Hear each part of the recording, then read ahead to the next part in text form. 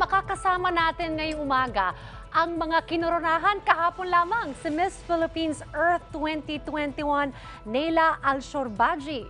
Kasama rin natin si Miss Philippines Air Amira Almamari, Miss Philippines Water Rosel Angela Songano, ganon din si Miss Philippines Fire Ronnie Meneses, at Miss Ecotourism Sofia Grace Galve. Congratulations, ladies!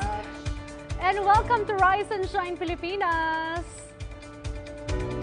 Fresh from the wind just yesterday, you all look very pretty. Thank you for joining us ngayong umaga.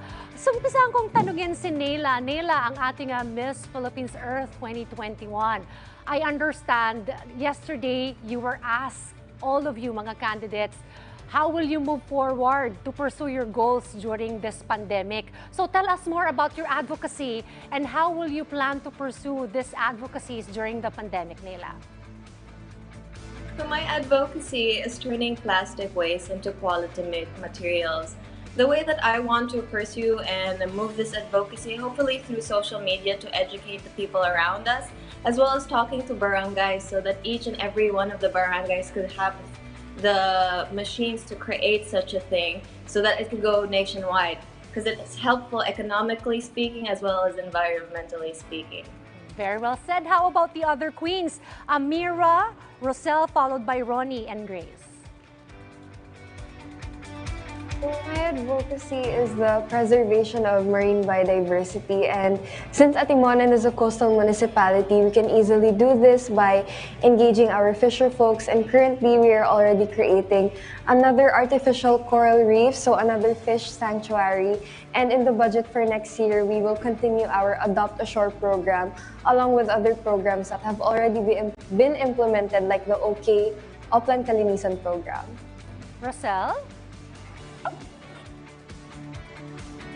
How about you? Tell us about your advocacy. Hello, good morning.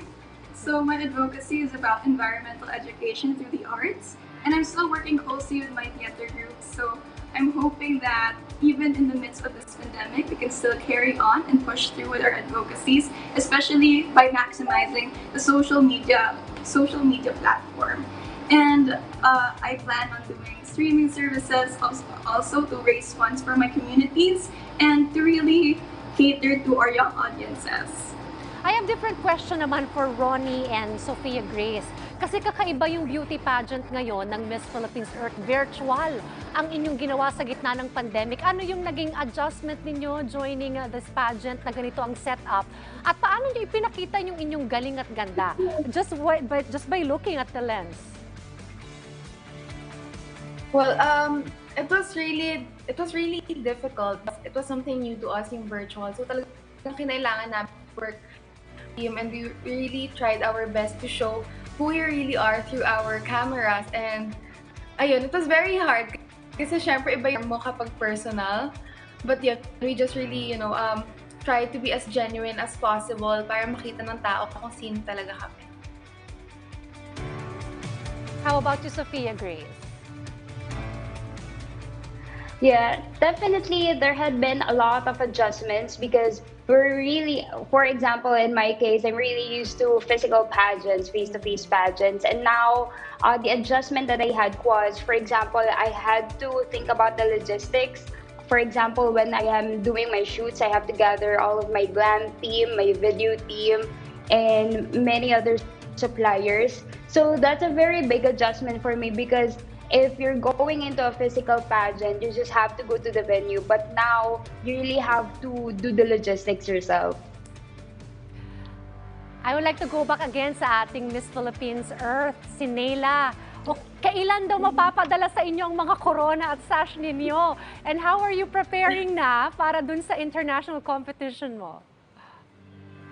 Well, me and my team are trying to formulate a program so that we can best represent the Philippines as much as possible. For our crowns, I'm not really sure yet, but they said that we will be having them this week, so I'm really excited about it. I'm sure all of my sisters as well. I'm wondering, will the international competition be also virtual, Nela? We don't know yet. We weren't informed. I would like to ask all the other queens as well, what are your pieces of advice sa mga gusto ring maging beauty queens kagaya ninyo? Let's start with Amira. I always say this, and I think it's very important, is to take the first step no matter how scared you are, because your message will always be bigger than your fear, and to always be yourself and just enjoy the competition once you are there.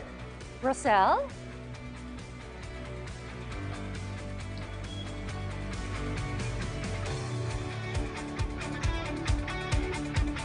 Alright, balikan ko lang ulit ang ating si Nayla. Nayla, one last question for you. Kanino mo idinededicate ang iyong pagkapanalong ito? I dedicate it especially for God as well as my family. That's first and foremost, but the entirety of Paranaque, because they were behind me through all of it, as well as my entire team and even my camp KF. So I thank everybody.